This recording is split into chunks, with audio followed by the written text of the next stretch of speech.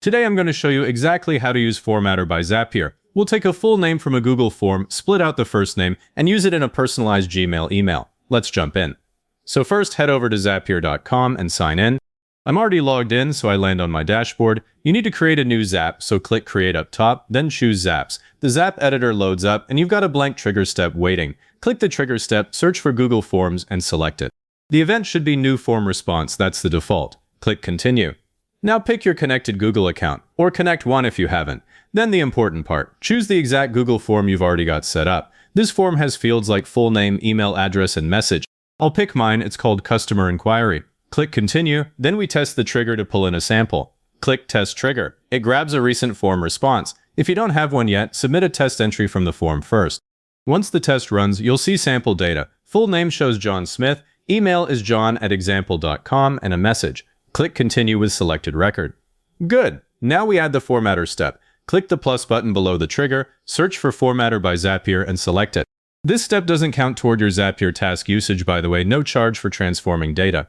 In the Action Event dropdown, you'll see categories like date/time, numbers, text, and utilities. For splitting a name, choose Text. Click Continue. Now the Transform field opens.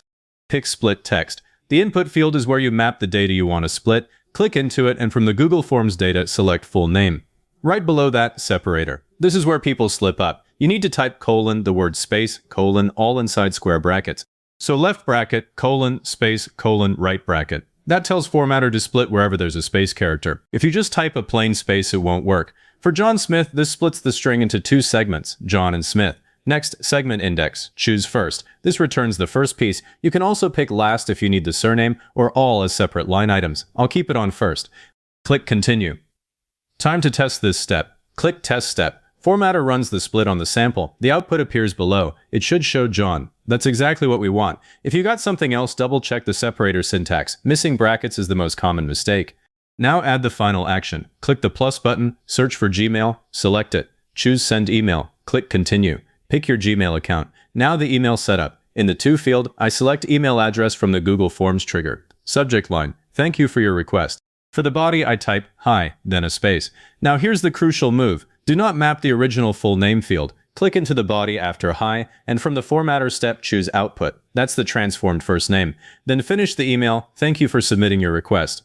We have received your message and we'll get back to you shortly. Thanks, customer support team.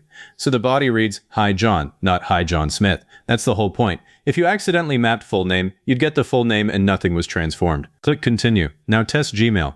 Click Test Step. Zapier sends a real email to the address in the sample. Go check your inbox. Open it up. You should see Hi John. That confirms the Formatter output is being used correctly. At this point, give your Zap a name. I'll call it Format Customer Names Before Email. Then click Publish to turn it on. But before you walk away, do a real test. Go to your Google form, fill it out with a different name. Say Maria Santos, use an email you can monitor, submit. Wait a moment, then check your email. The greeting says, Hi Maria. Perfect.